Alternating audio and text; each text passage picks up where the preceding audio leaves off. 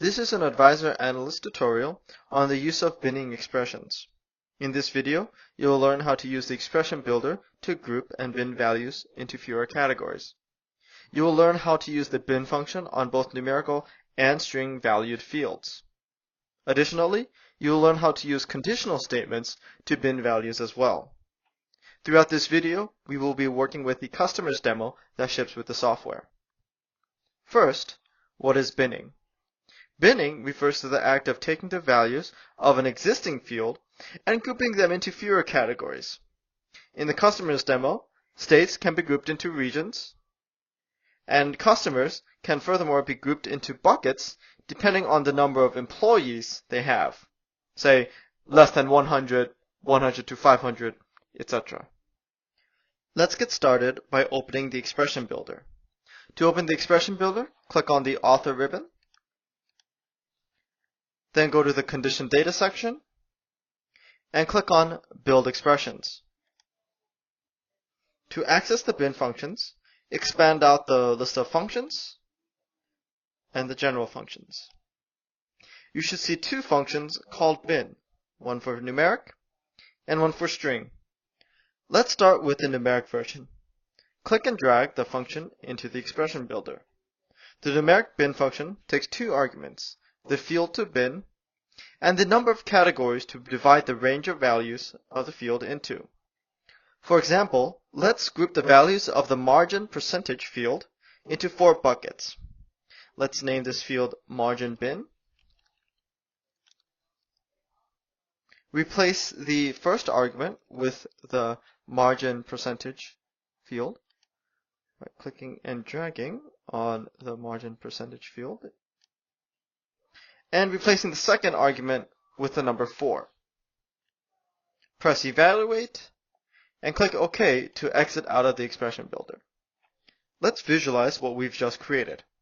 Add a bar chart to the page by clicking on Add New Chart and click on Bar Chart. Close out of the dialog and set this to the new margin bin field that we have created. The range of values within the margin percentage field has been divided into 4 equal segments. The customers are then divided into each of those 4 bins depending on where their margin percentage lies. For example, the bottom group has the lowest margin percent, followed by the higher groups in bins 2, 3, and 4. Now, let's look at binning at a string valued field. The function is located in the same place as before, but takes different arguments. The 3 arguments are the field to bin, the coverage, and the bin name. This function keeps the categories used within a coverage of the data, typically 95%, and groups all the remaining categories into a single new category given by the name here.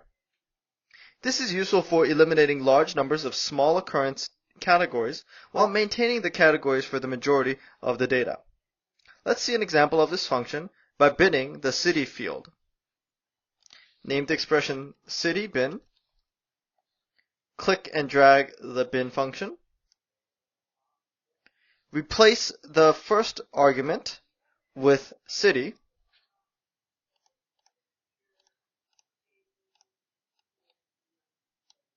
Replace the second argument with 50.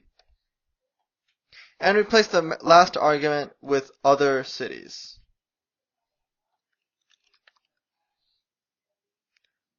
Press evaluate and then OK. Let's visualize what we've created. Add a new page by clicking on Add New Page in the Design Pages section and press OK.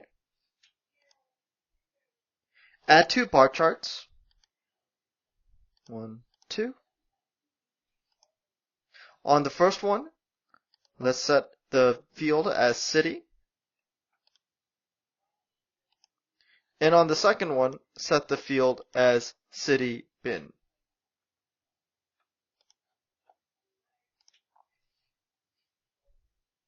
Note that the categories that contain the largest number of customers remain the same, such as the cities of Chicago, Brooklyn, Los Angeles, whereas the other cities were all grouped into the other cities category. In this example, since we set the coverage to 50%, 50% of the data is in the other cities category. And we can see that with the brush up at the top. Finally, let's discuss using conditional if-then-else statements to bin data as well. Open the expression builder, expand out the list of functions, and expand out the conditional section. Click and drag the if-then-else statement to the right, and we will see the three components to the if-then-else statement. If the condition listed in the if portion of the statement returns as true, then the expression will return what is located in the then clause. If not, it will return what is written here in the else clause. Conditions in the if clause can include equals, greater than or less than, as well as match functions for string expressions. The expressions within the then and else clauses can contain literal strings, other fields, or any other expression. Let's use these if-then-else statements to bin the customers by the number of employees they have. Name the expression employee bin. Then, for the condition, let's bring in the employees field and write less than or equal to 500. Then, we'll use a string literal, less than 500 employees. Thus, if the value of the employees field is less than 500, then this function will return a string that says A less than 500 employees.